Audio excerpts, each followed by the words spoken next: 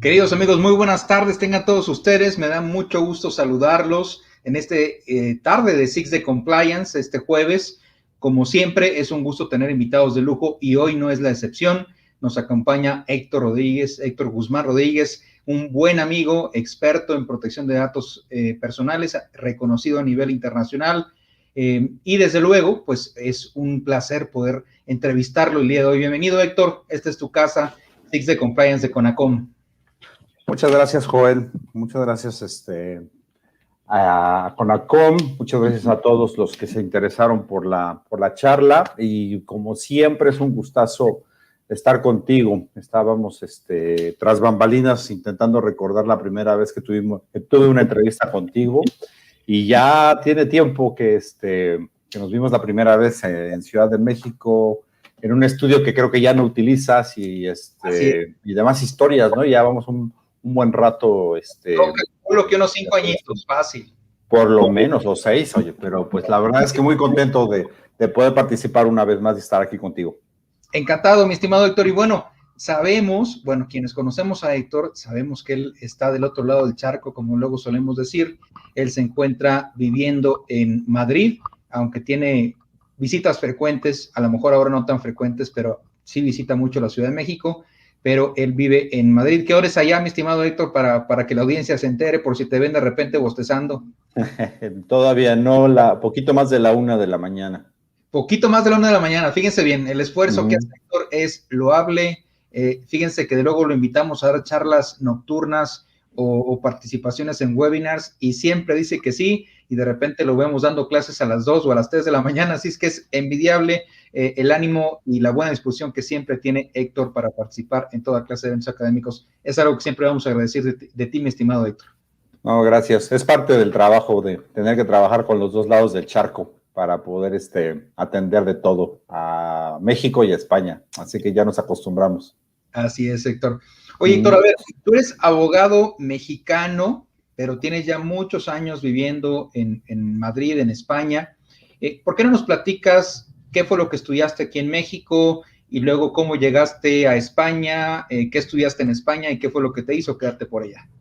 Sí, ¿verdad? Porque es parte de las cosas que luego me preguntan y que luego no tengo la oportunidad de contar y bueno, me dijeron que tendríamos oportunidad de hacerlo el día de hoy quizá. Mira, yo soy abogado mexicano por la Iberoamericana y también estudié en la Complutense un máster en Derecho de la Unión Europea. Y así fue como conocí Derecho de la Unión Europea, España. Cuando terminé el máster, yo me regresé a la Ciudad de México, pero después de regresar a México y con la espinita de que me había gustado mucho España, pues sucede que conocí a una española y terminé casándome con ella y me echamos un volado y terminó cayendo Madrid como lugar para vivir. Así que entonces yo me vine para acá con una idea así muy clara y era que quería seguir trabajando de abogado. Así que empecé con todo el proceso largo, un poco pesado, la verdad, de homologación de mi título de licenciatura de Derecho de México. Lo homologué aquí en España, en la Universidad de Zaragoza, y posteriormente me colegié en el ilustre Colegio de Abogados de Madrid, en el ICAM, y tengo la oportunidad por lo tanto, de practicar, de hacer tanto en México como en España. Así que entonces tengo la licenciatura para los dos países.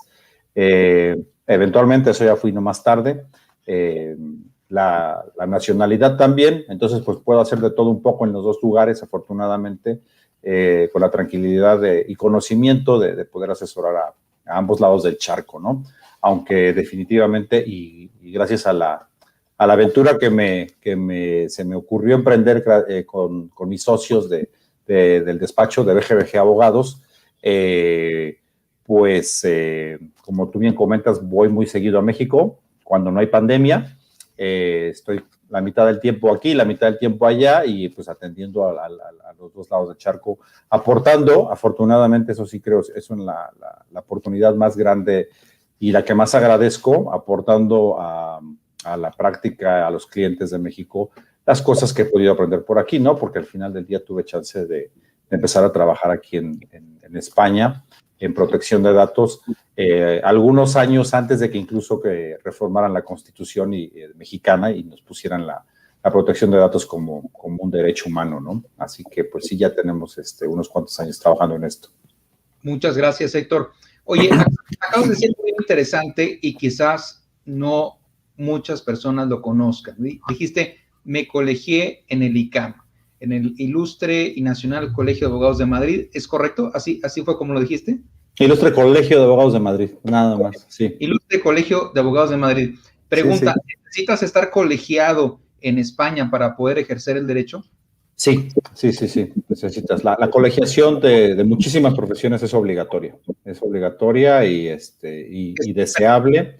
Ajá. Y por supuesto, y te lo digo con toda tranquilidad y transparencia, aquí en España y en muchísimos países de Europa, en toda Europa en general, la prueba del ácido de si la colegiación atenta contra las leyes anticompetencia, monopolios y demás, está superada y por supuesto que no solamente está permitido, sino es obligatorio para poder ejercer muchas profesiones.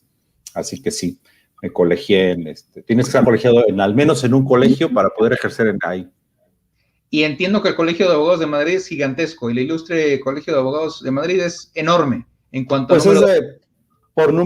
Por número de colegiados, sí, sería de los más grandes, definitivamente. Y pues porque tengo la residencia aquí, pues es el que me tocó, es el que elegí y es en el cual, pues ahí tengo, no me acuerdo qué número de colegiados soy, pero ya luego te comparas con las generaciones después y ya te das cuenta que ya estás un poco, imagínate, yo me colegié todavía de 31 años y ya hay gente, compañeros, colegas de aquí que tienen, no sé, a lo mejor 1,000, 2,000, 3,000 números después que tú, ya te catalogan como viejito. Entonces, es muy interesante también con... ¿Cuántos años te colegiaste allá? Pues me colegié ya hace, déjame ver, pues fue en el 2008. En el 2008 cuando me colegié. Ya llovió. 12 años ya, de que tengo colegiado aquí en Madrid, sí. Oye, Héctor, vamos a platicar un poquito de ti, porque ese es el chiste del Six de Compliance, platicar un poquito de los invitados, de su historia, de sus inicios. Y me gustaría conocer al Héctor Guzmán prehistórico. ¿A qué me refiero con esto? ¿Qué fue lo primero que hiciste cuando saliste de la escuela de Derecho? ¿Cuáles fueron tus primeros pasos en la vida profesional? ¿Dónde trabajaste? ¿Qué materias manejabas para conocer un poquito de ti? Mira, el prehistórico hizo la carrera en la Ibero de generación 92-97 o 1992 para que nos entendamos los que ya nacieron después del 2000, ¿verdad? Para nosotros ya es muy fácil decir eso y sin embargo ya pasó un buen rato. Tuve la fortuna y siempre voy a estar agradecido de eso, de haber elegido y de haber encontrado un despacho civilista, mercantilista, y mi primer trabajo como pasante fue litigando. Yo empecé litigando, me acuerdo perfecto que el primer juzgado que pisé estaba en Naucalpan, me mandaron a revisar la lista de acuerdos en un juzgado en Naucalpan.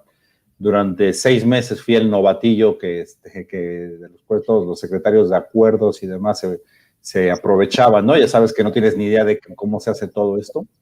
Y la verdad es que lo pasé muy bien con Armando Vázquez, fue mi primer jefe.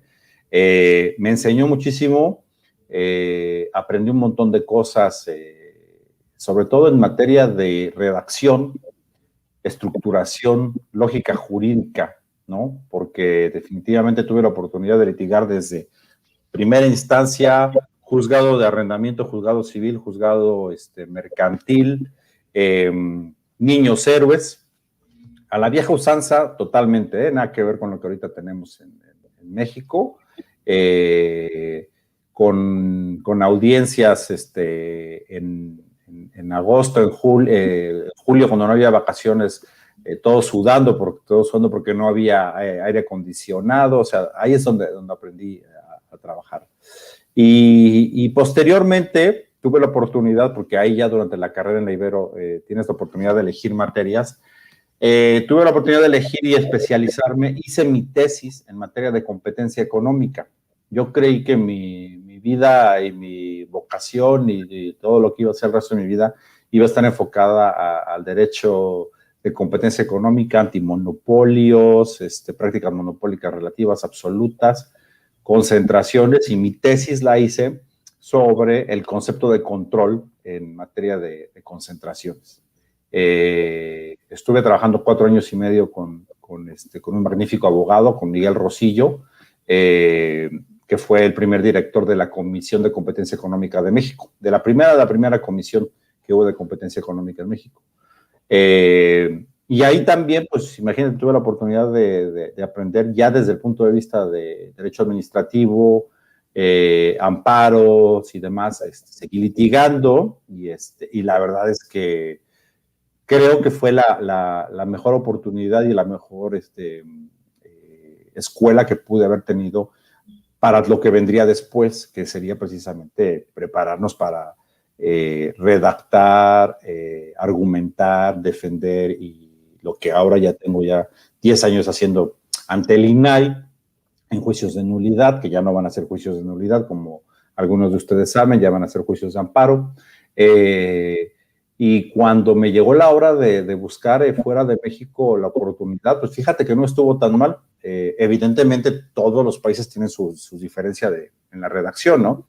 Pero pues pasé la prueba de territorialidad, si le quieres llamar así, porque las cosas que redactaba, un poco, si tú quieres, todavía con la vieja escuela, pues funcionaron aquí y siguen funcionando, y me permite comunicarme afortunadamente aquí en España y en México, para lo que haga falta.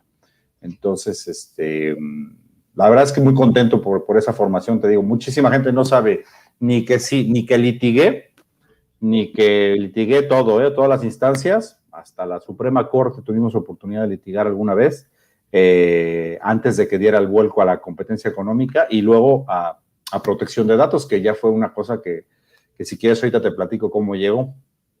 Justamente eso te iba a preguntar. A ver, fue mercantil, civil, competencia económica, y luego de repente privacidad, protección de datos personales. ¿Cómo fue el brinco? ¿Qué fue lo que te hizo brincar a esta bonita materia? Pues mira, lo de la tecnología y las nuevas tecnologías que ya no lo son, la aproximación a Internet, a redes sociales y otras cositas que vendrían después, ¿no? Como inteligencia artificial. A mí ya es una cosa que, digamos que de manera colateral siempre me había gustado, ¿no? Nunca había concebido, hasta que cambié de continente, nunca había concebido enfocarlo desde un punto de vista jurídico, ¿no? Era como algo que existía. En la Ibero, precisamente gracias a esta materia de competencia económica, hice mi primera búsqueda de jurisprudencia y de leyes en Internet, con Yahoo, con Altavista, con Netscape. Todavía me tocó ver ese tipo de buscadores, y así buscando la Sherman Act, la Clayton Act, imprimiendo en el salón de computadoras de la Ibero aquello que me había tomado 1 hora encontrar, que ahorita con medio segundo te salen los resultados de Google, ¿no? Entonces, todo eso desde el principio a mí me encantó lo que se nos venía encima. Pero cuando yo doy el salto para acá, sucede que, primero, no encontraba de inmediato trabajo. No voy a mentirte que yo llegué aquí, todo el mundo quería contratarme. Eso sería la mentira más enorme del mundo. Además, todavía no había homologado el título. Pero tuve la oportunidad de trabajar en el corporativo de una empresa en Basilea, en Suiza. Me contrataron para ordenar un data room, porque esa empresa iba a salir a bolsa. Los headquarters están en Basilea, iban a salir a bolsa en Brasil. Y dirás tú, ¿y a ti por qué te contrataron o qué hiciste? ¿Por qué? Digo, pues porque iban a hacer un data room. Me hicieron una prueba de resumen, organización, categorización y demás de documentos corporativos, y sucede que fui el mejor que lo había hecho para hacer un data room y hacer un buscador interno. Entonces me puse a hacer un buscador interno, lo que ahora todo el mundo haría como con un buen fichero, ¿no? Para poder organizar las cosas, pues en aquel momento me dijeron, vente para trabajar aquí. Y así fue como empecé. Mi primer trabajo de Europa no fue en España, fue en Suiza. Regresé a España diciendo, y pues ahora sí ya la voy a hacer, ¿no? Porque ya traigo experiencia de Suiza. Pues no, tampoco fue el caso. Todavía tenía que homologar, tenía que estudiar, y empecé a buscar trabajo de abogado. Mi familia política me ayudó a conseguir un trabajo en el Registro Mercantil de Madrid, así que también trabajé una temporada en el Registro Mercantil de Madrid. Ahí le empecé a agarrar la onda a las sociedades, a las personas jurídicas españolas, y me fue muy bien. Y después ya hubo la oportunidad que no, te juro que llegó, me cayó del cielo, porque es que eso es así. Tanto mi ex como un abogado de mi primer trabajo formal, una empresa de seguridad de la información aquí en España, que se llama CIA, que ahora es de Grupo Indra, me dieron la oportunidad, me dijeron, oye, pues vente para acá, me gustó tu currículum, creo que tienes muy buena formación, tienes una formación medio diversa, creo que puedes hacerla en esta área de consultoría que tenemos en esta empresa. Entonces, es una empresa de 500 empleados de seguridad de la información, donde el área de consultoría éramos 10. Y esos 10 llevaban proyectos de protección de datos, gobierno electrónico, administración electrónica, ¿qué más llevaban?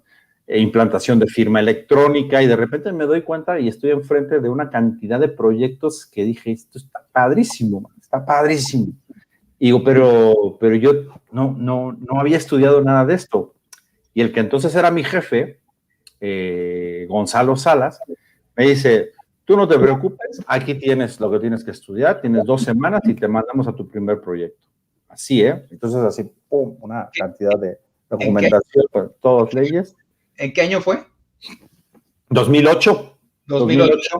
Yeah. Todavía estaba vigente la Ley Orgánica de Protección de Datos del 99, en España, la famosa LOPD. Sí. Pues yo empecé a trabajar en la LOPD, de repente me dijeron, oye, ¿te vas a dedicar a protección de datos? Tu primer proyecto va a ser en la Comisión Nacional de Energía, que hoy en día ya ni existe en España. Y yo estaba así de, no me digas, sí. Y me lanzaron, mano, sí, ya, o sea, fue la mejor estrategia, ¿no? Dijeron, tú puedes y lánzate. Y ahí fue una de las cosas más importantes que aprendí para esto de protección de datos, porque los proyectos de administraciones públicas y de empresas se lanzan y se hacen con 2 perfiles, el técnico y el legal. Entonces yo iba de la mano, y en realidad me estaba coacheando en aquel momento, yo iba de la mano con un ingeniero en informática especializado en seguridad de la información, lo que tú, yo y muchísima gente que le gusta la materia conoce como el famoso CISA, ¿no? Era un CISA, ¿no? Un auditor de seguridad de la información certificado, que iba y hacía unas preguntas que yo me quedaba así de, wow, o sea, y digo, todo esto está regulado legalmente, ¿no? Sí, pum, pum, pum. Y tú tienes que ver esto y esto. Y durante 4 años y medio estuve trabajando con ellos, y fue, pues, la experiencia más, enriquecedora que me pudieron haber dado, porque eso fue ya la base para lo que vendría después, porque estando trabajando ahí con ellos en CIA, en México estaba pasando lo que estaba pasando, ¿no? Reformaron la Constitución y en el 2010 se entra en vigor la Ley de Protección de Datos. Y ahí es cuando me llaman de México, los que entonces eran mis ex socios, porque había dejado el despacho BGBG, me dicen, oye, que aquí acaban de publicar una ley de protección de datos y tú nos habías dicho que te dedicas a esto. Sí. Oye, ¿nos puedes decir cómo se hace, cómo va, qué te parece, se parecen, no se parecen las leyes?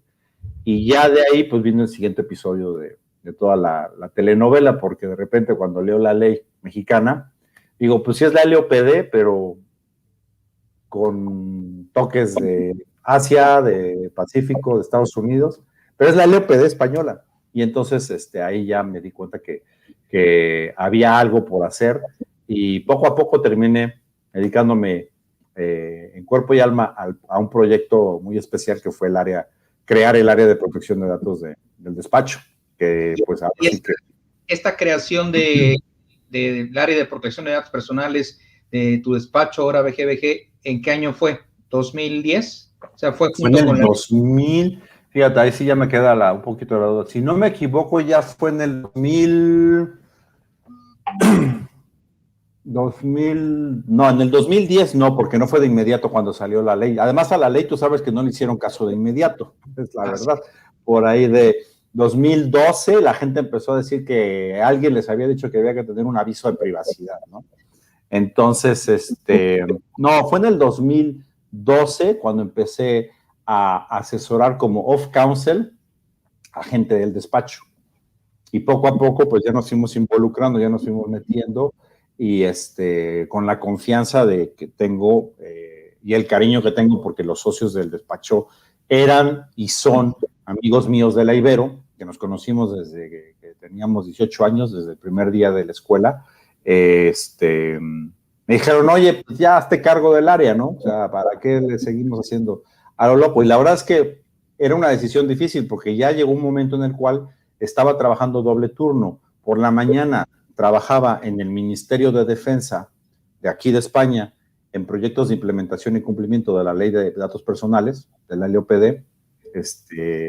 Trabajaba en la unidad LOPD, como se llamaba ahí dentro, y veíamos Dirección General de Armamentos, Dirección General de Ingeniería Militar, y bueno, un montón de direcciones, cárceles, hospitales militares. Y por la tarde, que bueno, pues con horario europeo, si le quieres llamar así, 5 o 6 de la tarde, ya me regresaba a la casa y me conectaba con México para ver cómo iban los proyectos allí, con un abogado que teníamos ahí en el despacho, Edom Elías, que fue el primerito que dijo, yo le voy a entrar a protección de datos. Y entonces Edom y yo trabajábamos en estos proyectos. Y pero bueno, la cosa fue evolucionando y me dijeron mis ahora socios, ya se cargó del área. Y entonces ahí tomé la decisión, una decisión que en aquel momento parecía muy difícil, pero que al final del día era lo adecuado. Solté lo de España y me dediqué completamente al proyecto de abrir un área de protección de datos en México. Y ahí fue cuando empezó todo. Oye, Héctor, fíjate que paralelamente a la charla he estado viendo la plática que se está generando en redes sociales, que está muy buena. Vamos a platicar 5 minutitos más sobre tus antecedentes y sobre tu experiencia, y ya en un momento empezamos y arrancamos con las preguntas que ya están surgiendo en el canal de YouTube de Conacom, en el canal de Facebook de Conacom. Ok, yo no veo nada, así que no sé que yo no sé qué me vas a preguntar ni qué están diciendo. No te preocupes. Oye, Héctor, a ver, déjame, te hago una pregunta más esotérica. A ver, en nuestro país hemos visto con el paso de los años que es cada vez más frecuente encontrar abogados europeos que se vienen a vivir a México, vienen a trabajar a México, ya sea como solo practitioners o como miembros de otras firmas de abogados. Yo recuerdo por allá en el 95, 96, un abogado muy famoso en temas de arbitraje vino a la ciudad de Monterrey a instalarse. También abogados americanos, abogados canadienses que llegaban a Monterrey a instalarse, ellos querían vivir en Monterrey y trabajar en Monterrey, y luego cuando me vine a vivir a la Ciudad de México me pasó lo mismo, que pues la abogada española, que el abogado español, que el abogado de Luxemburgo, que se vienen a vivir a nuestro país, y pareciera ser, o al menos esa es la impresión que tengo, que nuestro país es afable o es buena onda con abogados extranjeros que quieren venir a ejercer a nuestro país. La pregunta al revés, ¿qué tan fácil o qué tan común es que un abogado mexicano se vaya a vivir a España, encuentre trabajo, obtenga su residencia, su nacionalidad? ¿Qué tan fácil fue para ti ese proceso o cómo lo visualizas hoy? Mira, no te voy a decir que haya sido fácil, porque el proceso definitivamente no lo fue. Definitivamente muchos factores influyeron para que muchos planetas se tuvieron que alinear, ¿no? Para que ocurrieran muchas cosas, pero Y como sucede muchas veces en tu propio país, ¿no? Hay veces que si te dan la primera oportunidad, ya te sigues y lo único que tienes que demostrar es que sabes hacer las cosas y te gusta hacerlas y que tienes ganas de hacer las cosas bien, ¿no? Creo que jamás encontré un solo momento en el cual yo me sintiera incómodo o que alguien me estaba bloqueando aquí en España. Salvo 1 o 2 comentarios en 5 años aquí trabajando así con clientes españoles directamente, comentarios además inocentes, ¿no? Casi que con mala intención, en plan de, no, es que aquí en España se hace de esta manera, como diciendo, como tú vienes de fuera, a lo mejor no lo entiendes, pero 1 o 2 comentarios, ¿eh? Nunca me soltaron una cosa así como que es que tú no entiendes nada, ¿no? Siempre era como, pues si esta persona está aquí enfrente de mí, será por algo, ¿no? O sea, me la mandaron a mí, esta empresa, este despacho dijo que él me iba a solucionar el tema o él está a cargo del proyecto, pues será por algo. Y lo demás, pues será efectivamente, pues trabajar y demostrar que estabas hablando, sabías de lo que estabas hablando y que sabías lo que estabas haciendo, ¿no? Mi mayor satisfacción, y eso sí no te voy a mentir, es cuando estaba yo trabajando en el Ministerio de Defensa y algún general de una de estas direcciones donde estuvimos le dijo a la jefa de la unidad del OPD, oye, por favor, mándame al abogado mexicano que necesito que me ayude en esto, porque ese sí le sabe. Entonces, ya te puedo decir que una cuestión de nacionalidad o No ha sido barrera, pues. para nada, no fue ninguna barrera. Ahora, la verdad es que tampoco veo muchos paisanos por aquí, eso es la verdad. Esa es otra pregunta. ¿Qué tanta gente conoces mexicana como abogado que se vaya a instalar y a trabajar a España? He conocido muchos que se han venido a hacer másters y trabajan y hacen prácticas en despachos españoles, y hay despachos españoles a los que, la verdad sea dicha, y en eso creo que como mexicanos nos podemos sentir muy orgullosos, terminan valorando mucho la entrega y la forma de trabajar que tenemos, ¿sí? Porque más allá de la cuestión de que si hablamos más bonito o menos golpeado y ese tipo de estereotipos comunes, ¿no? Esos tópicos, lo cierto es que tenemos una manera de prestar servicio un poco distinta a la que la generalidad se da aquí, ¿no? Y a lo mejor, pues, puedes decir que damos un extra mile de amabilidad o de atención, ¿sabes? En este tipo de cosas. Y termina la gente gustándole cómo trabajamos. Pero, pues, es que la tierra llama mucho y muchísimos paisanos que trabajaban aquí, que empezaron trabajando en buenas firmas aquí con las maestrías y las prácticas, pues al final se regresan, ¿eh? Al final se regresan. Pero yo creo que las oportunidades están aquí. Si homologas, te puedes quedar y aquí ya encuentras todas las salsas y todas las tortillas que necesitas para no extrañar la comida, la vitamina T y demás. Y además la comida española es otra historia, ¿no? Que también te gusta mucho. Pero pues también es verdad que por mi propia historia no fui de juntarme mucho con la comunidad mexicana, ¿no? De alguna manera. Yo no hice mi piñita de puros mexicanos y demás, ¿no? Porque pues yo tenía mi esposa, familia política y todo, y demás, todo español, ¿no? Pero pues me gustaría decirte que conozco más abogados mexicanos por aquí, pero no hay tantos. Pero de que los hay, ¿eh? Y no todos están en Madrid, hay en Valencia, en Barcelona, sí hay. Muy bien, Héctor. Oye, pues ya están empezando a llegar un poco más de preguntas en redes sociales. Si gustas, ahora sí comenzamos con la charla con la audiencia. Rogelio nos pregunta, en tu experiencia, ¿cómo comparas el sistema de justicia de México contra el sistema de justicia de España? Ojo, no es una pregunta de protección de datos, es una pregunta técnica sobre sistema de justicia simple y sencillamente. Creo que es más rápido el de España, sin que esto signifique que sea justicia express, ni mucho menos. Aquí también los plazos de años también ocurren, y hay veces que tú ves noticias en la tele, en los periódicos, de asuntos que te dicen, después de 2 años inicia el juicio de no sé qué. Y dices, ay, güey, 2 años se tardaron para iniciar el juicio. Entonces, no es justicia express en muchas etapas procesales.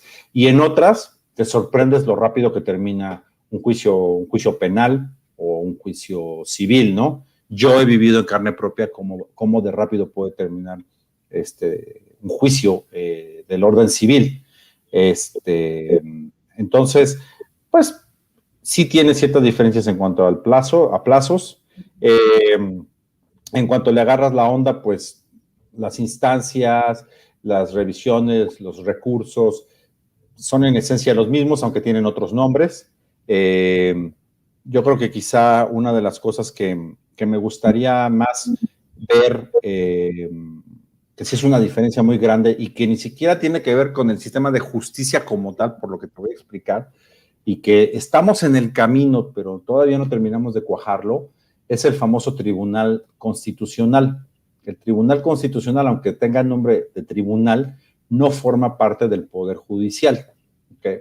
Es un organismo de revisión de cuestiones de constitucionalidad que está ahí al ladito, como un satélite, y están los otros 3 poderes que conocemos. Como no forma parte de los 3 poderes, este tribunal puede expulsar del ordenamiento jurídico con efectos generales cualquier disposición legal que se declare inconstitucional. Entonces, las resoluciones del Tribunal Constitucional no tienen efectos relativos. Son total y absolutamente absolutas, son absolutas. Se publica una sentencia y te dice, este artículo es inconstitucional y ¡pum! Desde ese momento sale del ordenamiento jurídico. Ya, a todo el mundo deja de aplicarle esa disposición, no solamente a aquel que promovió o tuvo oportunidad de promover una defensa, ¿no? De orden constitucional. Entonces, con efectos erga omnes, como diríamos aquí en México. Con efectos erga omnes, exactamente. Entonces, esta característica de la relatividad del amparo, como lo conocemos, ¿no? Que solamente beneficia a quien lo promovió y quien tuvo su sentencia favorable y demás, no ocurre. Tú sabes que eso ya está cambiando poco a poco, que nuestra Corte ya está dando pasos a poder expulsar del ordenamiento jurídico esto, pero no deja de ser un poco chocante en virtud de la división de poderes, ¿no? Porque sí hay un poder que le está diciendo a otro poder que le deshace la tarea, ¿no? Y aquí con el Tribunal Constitucional, pues no ocurre de esa manera. Entonces, esa parte del sistema de justicia de México y la de España, pues sí se diferencia bastante, porque sí te das cuenta que, aunque es un camino largo, cuando algo inconstitucional es declarado inconstitucional, desaparece su aplicación para todos de inmediato. Entonces tienes un sistema que te garantiza que no va a haber leyes inconstitucionales o disposiciones inconstitucionales tan pronto han sido declaradas como tales, ¿no? Y eso aplica para todos. Entonces, esa parte, pues, a lo mejor sí es una diferencia importante del sistema de justicia, ¿no? Y una cosa que también en México estamos poco a poco avanzando, pues evidentemente es la digitalización de la justicia, el uso de medios electrónicos, aunque también es verdad que por aquí hay un portal, hay un sistema en el cual se promueve la presentación de escritos electrónicos, que si tú lees Twitter al respecto, todo el tiempo está fallando, ¿no? Entonces, pues, no hay sistema perfecto, son caminos que se van recorriendo y yo creo que la parte de las tecnologías, eso es lo que a cualquiera de nosotros, a cualquier país, en cuanto invierta en ello y se ponga en ello, pues en 5 años estás a la par que cualquier otro país como Estonia, ¿no? Totalmente, nada más falta que te pongas a hacerlo, ¿no? Digital. Entonces, esa sería otra diferencia, ¿no? Quizás que el sistema español está un poquito más digitalizado. Sin que aún se hayan eliminado las escenas de expedientes físicos así, pum, pum, pum, pum, pum, pum, apilados en los juzgados, también, todo se ha dicho. Te creo. Oye, tenemos una serie de preguntas muy interesantes de Luigi Méndez. La primera dice, ¿cuáles son las principales diferencias entre las regulaciones de Europa y México y qué se puede aprender y aplicar México y viceversa? ¿Pero aquí sí estamos hablando de datos o estamos hablando en general? La verdad es que no sé, no lo puntualizó Luigi, ya más adelante hace más preguntas que tienen que ver con datos personales, pero de entrada nos presenta esa. Si quieres, te comparto la otra para que veas si está de alguna manera ligada Dice, ¿qué hace falta en México para mejorar verdaderamente el cumplimiento de protección de datos y evitar su famosa venta? Por ejemplo, el caso del INE, entre empresas de servicios, mercados negros, etcétera.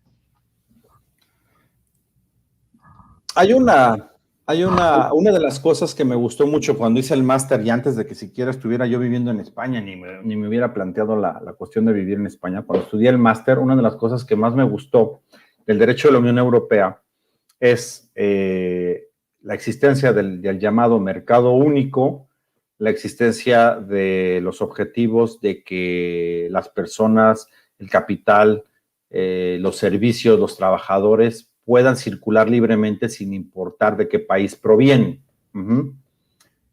Obviamente algunas reglas se deben de respetar, ¿no? Porque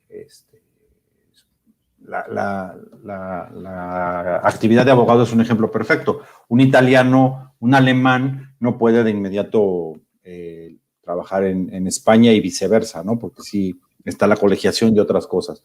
Pero en general la libre circulación de mercancías, bienes, capital y datos existe, ¿no? Entonces, para poder conseguir esa libertad de circulación y el dichoso mercado único o mercado común, necesitas leyes o reglas comunes.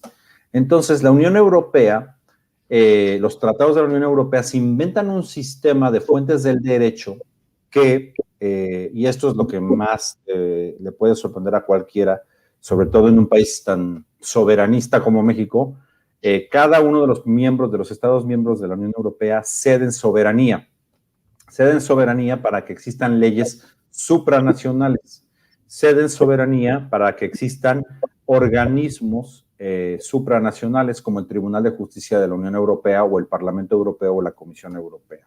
Entonces, por encima de las autoridades de cada uno de estos países hay otras autoridades europeas, un Tribunal de Justicia Europeo y leyes que se conocen como directivas, reglamentos, decisiones de la Comisión Europea que aplican en mayor o menor medida, aplican de forma general en todo el territorio de la Unión Europea sin importar de qué país se trate, ¿no? Entonces, es una ambición y es un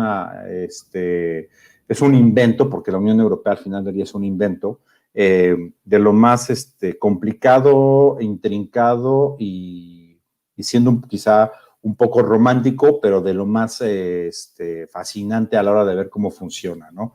Ahora, pues, hoy en día en México, con el nacimiento, con la extensión de las leyes generales y de las leyes estatales que surgen a partir de leyes generales, nos estamos acercando mucho a ese modelo de las directivas de la Unión Europea y de cómo se establecen las reglas mínimas, ¿no? Que las leyes generales se establecen y luego que deben de replicar las leyes estatales, ¿no? Pero fuera de eso, nuestro sistema jurídico, ¿no? Con los 3 niveles de gobierno, las competencias y demás prevalece, y ahí pues sí tienes grandes diferencias, ¿no? Y esto llevado un poquito hacia lo que nos preguntaban de las leyes de protección de datos, pues mira, ahí sí vamos a tener unas enormes diferencias y quizá un poco la explicación de por qué todavía nos falta darle un twist a la seriedad y a la aplicación de la normativa, ¿no?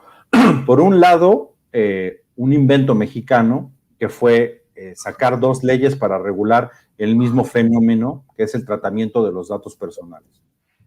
Y además un fenómeno que se da en dos actos, ¿no? Primer acto, ley de datos personales de los particulares. Segundo acto, ley general de sujetos de datos personales en posesión de los sujetos obligados, ¿no? Y ya, si quieres irte más exagerado, el tercer acto, ¿no? Que son todas las leyes estatales de protección de datos personales en posesión de sujetos obligados del ámbito estatal, ¿no? Entonces, creo que a diferencia de lo que ocurre en la Unión Europea, donde el mismo reglamento, las mismas reglas aplican tanto para particulares como para sujetos obligados, no importa el nivel del gobierno. No importa si es a nivel federal, estatal o municipal, todos tienen que seguir el mismo reglamento a la hora de tratar los datos. No importa si eres una empresa, no importa si eres una fundación, si eres un sindicato, si eres un buró de crédito, no importa si eres un ayuntamiento o la Consejería de Salud, un hospital público o un hospital privado. Todos tienen que respetar las mismas reglas que hoy en día están, en principio, con base en el Reglamento General de Protección de Datos. Y en México, pues, por X o por Y se da la dispersión y estos 3 actos, esta obra en 3 actos que te comento, ¿no? Entonces, empezamos con que la obligación de proteger los datos recae en los particulares, ¿no? En las empresas y en las personas físicas con actividad empresarial, por resumir, ¿no? Y la pregunta desde que yo lo vi, después de haber estado yo practicando la materia en España, es, ¿y el gobierno, apá? ¿Dónde quedó? O sea, y todo lo que son las administraciones públicas, todo lo que son las entidades la paraestatal también, por ejemplo, ¿qué pasó con esas entidades? ¿Cómo esas, por qué no están cumpliendo con las mismas reglas? ¿No? Entonces, esto no ocurre hasta mucho tiempo después, cuando sale la Ley General de Protección de Datos personales en posesión de los sujetos obligados y encima con algunas reglas distintas. Entonces ya empezamos a llevar distintas velocidades en 2 carriles distintos. Entonces, pareciera que no hay una sincronía a la hora de exigir el cumplimiento de la normativa. Las sanciones son distintas por muchísimos motivos, porque muchas veces puedes decir, oye, un organismo autónomo va a poder sancionar económicamente a la administración pública. Bueno, pues quizá no, ¿verdad? Y sería discutible. Pero el hecho es que se dan estos fenómenos de 2 velocidades, 2 carriles por los cuales empieza a transitar la normativa y la cultura de protección de datos de México, ¿no? Y luego viene algo que se repite en muchos lugares, esto no es exclusivo de México, ¿cuáles son los poderes sancionadores que tiene el organismo para poder aplicar la ley, ¿no? Y aunque el INAI en principio se basa, o sea, está aplicando una de las leyes con infracciones más altas que existen en México, lo cierto es que el modelo formalista que mantenemos en México no ha permitido consolidar estas infracciones y no ha permitido consolidar la aplicación y además el surgimiento de jurisprudencia relativa al fondo de la ley. Uh-huh. Si ustedes revisan las pocas tesis y alguna jurisprudencia sobre la materia, se van a dar cuenta que muchísimas tienen que ver con cuestiones de forma, no tienen que ver con cuestiones de fondo. No estamos, o sea, hay muy pocas tesis todavía, en 10 años de la primera ley de datos personales, hay muy pocas tesis, menos jurisprudencia, que resuelvan sobre qué es un dato personal, qué es el principio de proporcionalidad, cómo se cumple el principio de responsabilidad, si la licitud, la finalidad o el aviso de privacidad cumple con el principio de información. O sea, todavía no llegamos a ese tipo de resoluciones. Eso para mí es sintomático de en qué estamos perdiendo el tiempo, ¿sí? Porque durante estamos muy acostumbrados a que antes de pelear el fondo, más si peleas la competencia de la autoridad. Y te tardas 5 o 6 años en resolver si el INAI tenía o no tenía competencia para regular las bases de datos de las instituciones bancarias, por ejemplo. Todo el mundo que nos dedicamos a esto sabe perfectamente durante cuánto tiempo se ha litigado si el INAI tiene o no tiene competencia para regular cómo manejan los datos personales los bancos, porque muchísimos años estuvieron peleando que el competente era la Comisión Nacional Bancaria, en dado caso. Entonces, nos falta mucho desarrollar ese sistema de antecedentes sobre la materia.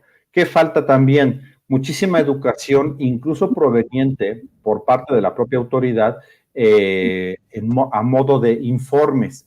Esa es una cosa que yo le envidio muchísimo a la agencia española, que no hemos replicado en México por una cuestión simple y sencillamente de de cuán vinculante es un informe jurídico de estas entidades. A muchísimas, no solamente al INAI, a muchísimos organismos, institutos, no les gusta emitir informes jurídicos porque sienten que ya se están atrapando ellos mismos y luego no se van a poder salir de su criterio. Pero lo cierto es que la emisión de informes jurídicos y la atención de consultas públicas a la autoridad te va brindando mayor seguridad y mayor flujo en el cumplimiento de la normativa, de tal manera que puedes acudir a la autoridad y le dices, oye, fíjate que quiero poner una cámara de videovigilancia en el edificio donde estamos y quiero saber si puedo ponerla en el elevador, a la entrada, y si puedo grabar los pasillos por donde pasan los vecinos. Es un tema de protección de datos. Y sin embargo, no ha habido nadie, y no lo va a resolver todavía el INAI, que haya ido a preguntar y un informe jurídico de nuestra autoridad que diga, oye, pues mira, si colocas cámaras de videovigilancia en tu edificio de condominio, tienes que cumplir con estos y estos requisitos, y si lo haces de esta manera, violarías la ley. No lo hay. Entonces, claro, se sigue violando la ley, no hay gente que sepa que poner tu cámara particular apuntando y grabando a todos los vecinos cuando salen y en la banqueta y todo, estás violando la ley, por ejemplo, ¿no? Entonces, no se está fomentando ese tipo de cultura porque falta esa información, incluso institucional, ¿no? Y obviamente en la parte de lo de la venta de bases de datos, una cosa te lleva a la otra, ¿no? Porque desde el momento en el que no persigues que una empresa, no cumpla con sus medidas de seguridad y pueda permitir que se roben millones de datos, los datos de millones de personas o de cientos de miles de personas que posteriormente pueden ser explotados o vendidos, llámale Tepito o llámale la dark web, me da lo mismo. Pero desde el momento en el que no sancionas adecuadamente eso y te pasas 3 años litigando si el acuerdo del INAI delegando en el director de verificación era correcto y puedes anular todo un procedimiento porque se citó mal una fracción de un artículo, no vas a llegar a aplicar, a sancionar adecuadamente ese tipo de conductas. Te vas a encontrar con que el origen de esa información que circula en la dark web o en Tepito pudo haberse o debería de haberse evitado desde el momento en el que incentivas el cumplimiento masivo de la ley adoptando medidas de seguridad, ¿no? Entonces, quizá yendo un poco al origen de las situaciones, en la medida en que esas cosas se pudieran sancionar de manera más efectiva, a lo mejor se disminuiría la incidencia de estas bases de datos de mercado negro que por ahí existen, y algunas que ni siquiera son de mercado negro, ¿no? ¿A quién no le ha llegado un correo spam diciéndole que te venden la base de datos para mejorar tu clientela, ¿no?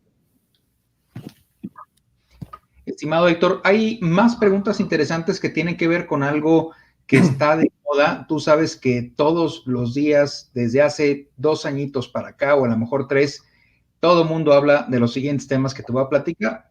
Dice, con la entrada de nuevas tendencias en tecnología como blockchain, inteligencia artificial, ¿cómo ves el futuro de la protección de datos personales?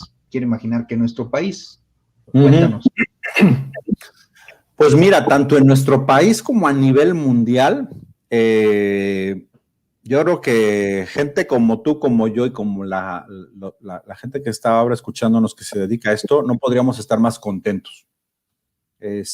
Como decía Tom Petty, the future is wide open, ¿sabes? O sea, tenemos muchísimo trabajo de por medio, tenemos muchos retos, no solamente basados en el estado de las leyes, ¿no? O en qué tan actuales están o no están las leyes, porque ahora podría hacer un comentario colateral al respecto.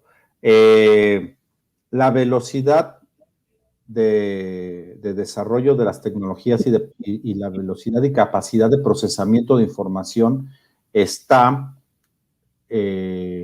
creando retos éticos, jurídicos, que ponen en duda la eficacia de esta normativa, ¿sabes? O sea, no lo dudo que además por ahí también pueda ir la la pregunta, ¿no? Estamos creando sistemas que sin llegar a estas exageraciones de inteligencia artificial que va a aniquilar a la humanidad en un futuro próximo 20, 25 años. No obstante, nos están poniendo retos sobre discriminación de personas, bloqueo de personas o incluso la pérdida patrimonial si no logras tú seguir adecuadamente el rastro de ciertas operaciones financieras o incluso de criptomonedas, ¿no? Nos están planteando retos de anonimidad que no siempre es tal en el uso de estos sistemas de blockchain que por su propia naturaleza está creado para mantener ese tipo de seguridad de información y la identidad de las personas, y luego llega un reglamento europeo, luego una ley mexicana que dice, yo necesito saber quién está ahí adentro porque quiero ejercer un derecho de acceso. Esos retos, esas situaciones, el perfilado masivo de las personas, el uso indiscriminado, desinformado, oscuro y a veces poco ético o antijurídico de los algoritmos que pueden tener una incidencia en la vida de las personas muchísimo más allá de lo que algunos siquiera se lo han planteado. Esos son los retos de la normativa de protección de datos del futuro. El reglamento europeo, que se supone que es el más avanzado, desde que salió, los que lo emitieron sabían que ya estaba obsoleto cuando por fin salió. Nuestra ley mexicana necesita reformarse ya, o sea, es indispensable que se actualice. No porque no diga dato personal digital, lo cual es una tontería, si me permiten decirlo. Los datos personales que regula nuestra ley, regula los digitales y los no digitales, eso ya está. Son otras cuestiones las que deben de regularse y actualizarse de nuestra ley. Los retos que tenemos son, están todo lo que se refiere a esas nuevas tecnologías, inteligencia artificial y demás. Lo que viene, el futuro de la protección de datos, se va a mezclar con ética de datos y conciencia de datos. Eso es lo que nos viene. Y mal haremos los que nos dedicamos a esto de no ponernos al día con todas estas implicaciones, ¿no? Mi estimado Héctor, peligrosamente se nos ha ido el tiempo muy rápido volando. Nos informan de producción que cuidadosamente nos van a extender unos 5 minutitos más el tiempo. Vamos a ver si alcanzamos a mencionar varias preguntas con respuestas breves para darle respuesta a todos. ¿Te parece? Claro que sí. Más que pregunta, es un comentario, pero quiero hacerlo. Es un comentario de Rosario Guadalupe Vázquez. Ella dice, necesitamos más educación para aprender las cosas bien. Y en eso estoy totalmente de acuerdo con Rosario. Héctor es de mis profesores preferidos en casi cada programa que yo hago o elaboro de datos personales, cursos, diplomados. Héctor lo tengo como activo fijo, casi le pongo QR a Héctor porque es un extraordinario profesor y lo invitamos a cada programa que realizamos. Coincido con Rosario, la necesidad de tener más y mejor educación para aprender bien las cosas. Rogelio nos pregunta, ¿qué opinas de los establecimientos que cuentan con dispositivos tecnológicos que checan temperatura y que lo hacen de forma paralela? Es recabar datos biométricos por capturar el rostro. Es algo que ya lo hiciste tú en un evento en el Mes Nacional del Derecho Digital. Recuerdo muy bien que uno de los webinars que nos propusiste fue precisamente sobre esa temática. Sé que podrías aventarte una hora de... Si pudieras decirlo así, como si fuera dardo a la diana, ¿qué dirías muy puntualmente sobre ese tema? Mira, dardo a la... Bueno, dos. Yo le llamo cultura de protección de datos y desde que lo empecé a trabajar en México he hablado de la cultura de protección de datos. Esto que comentas, Joel, de dar charlas, escribir, publicar, redes sociales y demás, difundir todo lo que existe. Para mí es cultura de protección de datos. A diferencia de otras materias, es algo que no solamente implica a las partes obligadas, el responsable, el encargado, sino también a los ciudadanos y a los titulares, ¿no? Que también tienen que aprender no solamente sus derechos, sino también algunas obligaciones mínimas para proteger su información. Entonces, es todo un ecosistema de protección. Dicho eso, sobre el tema de temperatura y rostro, y datos biométricos. Bueno, la temperatura, sin lugar a dudas, es un dato personal sensible, dado que según cómo la trates y en qué contexto, te puede dar información sobre tu estado de salud.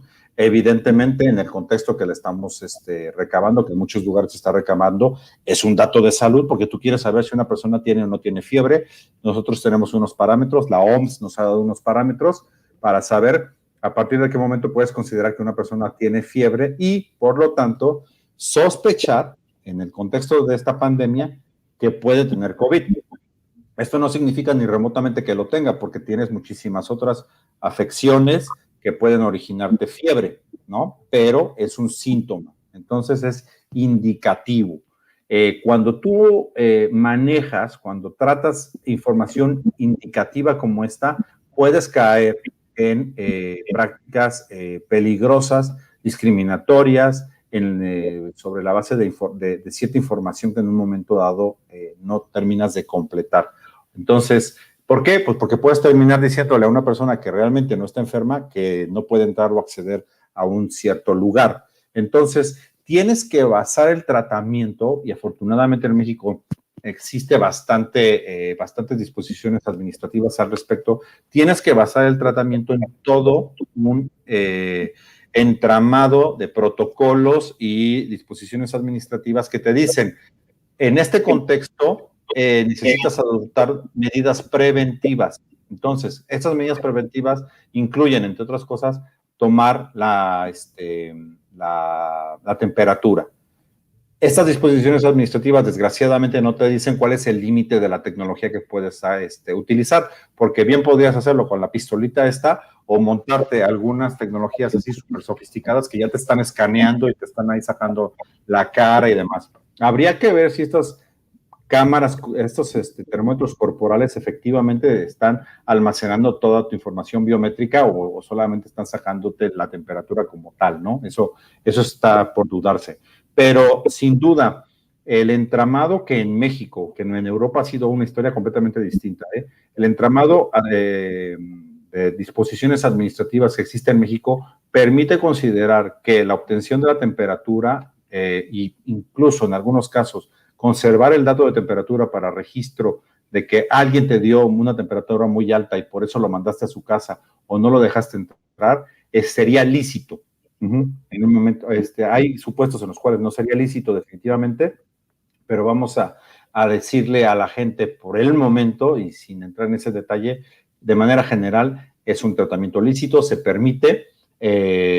Lo difícil va a ser cuando empieces con datos biométricos de salud, porque ahí ya necesitas un consentimiento expreso y por escrito que la normativa te pide, y que entonces ahí si la gente lo está recabando ese tipo de información sin obtener ese consentimiento, ahí sí estaría violando la ley, y ahí tendrían que tomar otras medidas de cumplimiento distintas, ¿no? Como por ejemplo, pedirte tu consentimiento escrito y por escrito antes de entrar a ese lugar, ¿no? Donde está sucediendo. Pero ahora sí que depende de contextos, depende del tipo de tecnología, depende de quién recabe la información, si se conserva o no se conserva. Ustedes si se van a un centro comercial, normalmente les toman la temperatura, pero no la conservan en ninguna parte. Nada más la ve el vigilante y te deja pasar o te dice, si usted tiene temperatura, proceda a que lo revisen aquí o demás, ¿no? Pero no la mete en una base de datos y te dice que no te escanean tu cara, te toman la huella digital y dicen, este señor tuvo 38 grados de temperatura el 6 de febrero, el 6 de enero de 2021, ¿no? O sea, sería distinto. Muchas gracias, Héctor. Y bueno, antes de pasar a la despedida, me gustaría compartirte una pregunta de Ceci Yáñez. Ella pregunta, ¿cuánto benefició a México la implementación de leyes en materia de protección de datos? Yo creo que era un pendiente de México para realmente dar el paso hacia un país tecnológicamente confiable. Hoy en día, a lo mejor hace 10 años no se preveía, cuando ya se estaba desarrollando en otras partes del mundo todo el mundo del cloud computing, todo lo que vendría a ser lo que ahora cualquiera de nosotros utiliza como servicios en la nube. Pareciera que no, pero contar con leyes de protección de datos, y eso se lo puedes preguntar a países que no las tienen y cómo les está yendo, nos representa una ventaja competitiva a nivel económico. México, cumpliendo y contando con estas leyes, puede competir. Le queda trecho de competencia todavía y muchas cosas por hacer, pero podemos competir a nivel mundial con ser destino de almacenamiento y de tratamiento de datos con compañías top, con compañías de punta de lanza que prestan servicios de cómputo en la nube. Si nosotros no tuviésemos una ley de protección de datos para particulares hoy en día, sería súper complicado cumplir requisitos de transferencia de datos hacia territorio mexicano que nos exigen en otros países como la Unión Europea o como Japón o como Australia o como Nueva Zelanda, ¿no? Entonces, creo que en cuanto tengamos además nuestra siguiente ley de protección de datos reformada y actualizada, todavía vamos a mejorar más nuestro nivel de competencia tecnológico al respecto. O sea, creo que eso es una de las grandes ventajas. Y la otra ventaja, y esa es a nivel ciudadano de a pie, es que tenemos un derecho más que exigir, porque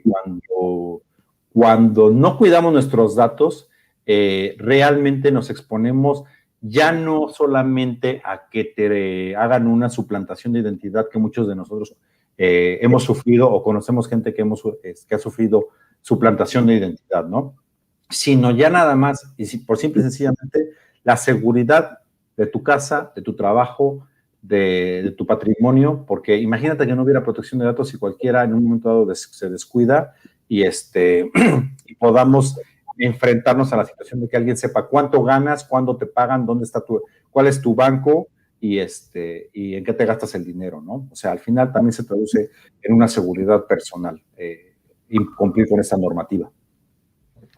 Héctor, pues la verdad es que fue muy placentero escucharte toda esta horita. No queremos extendernos más, solamente pues porque sabemos que estás en un uso horario muy distinto, estamos abusando de tu tiempo y además pues tampoco vale exceder las expectativas de la audiencia. Se ha pasado volando el tiempo. Antes de despedirte, me gustaría mencionar que Conacom ya está en Spotify. Van a poder encontrar y escuchar los webinars y los 6 de Compliance en el canal de Spotify de Conacom. Así lo van a encontrar como Conacom. Los invitamos a que sigan pendientes de todas las actividades de Conacom a través de las redes sociales. Recuerden, estamos en Instagram, en LinkedIn, en Twitter, en Facebook, en todas partes. Nos encuentran buscando Conacom. Ahí en la parte baja de pantalla aparecen las direcciones y los nicknames o los nombres de las cuentas con los que aparecemos en cada una de las redes sociales. Héctor Guzmán, ¿nos gustaría dejar una cuenta de Twitter donde la gente te pueda seguir para que puedan tomar nota? Sí, es @Héctor Guzmán MX. Héctor Guzmán. Héctor Guzmán MX. Ahí lo pueden seguir al buen Héctor en Twitter. Publica cosas sumamente interesantes. Héctor, ha sido un gusto que nos acompañes. Muchas gracias, como siempre. Es un deleite escucharte y espero que estés muy bien por allá, al igual que toda tu familia. Te mando un fuerte abrazo. Muchísimas gracias, Joel. Muchísimas gracias, Rogelio, también, que está ahí tras bambalinas en la producción. Y muchísimas gracias a la Canacom. Y feliz Día de la Protección de Datos, que todavía en México es Día de la Protección de Datos. Todavía, feliz día. Estimados amigos que nos acompañaron, muchas gracias a todos por sus preguntas, sus comentarios. Sabemos que no todas fueron satisfechas por cuestiones de tiempo, pero invitamos a Héctor a que se dé una vueltecita ahí por el Facebook cuando tenga tiempo, ya que esté descansado el día de mañana y puede echarle un vistazo a las otras preguntas que por ahí se generaron. Muchísimas gracias y nos vemos la próxima semana, próximo jueves, en otro 6 de Compliance. Muchas gracias, Joel. Chao.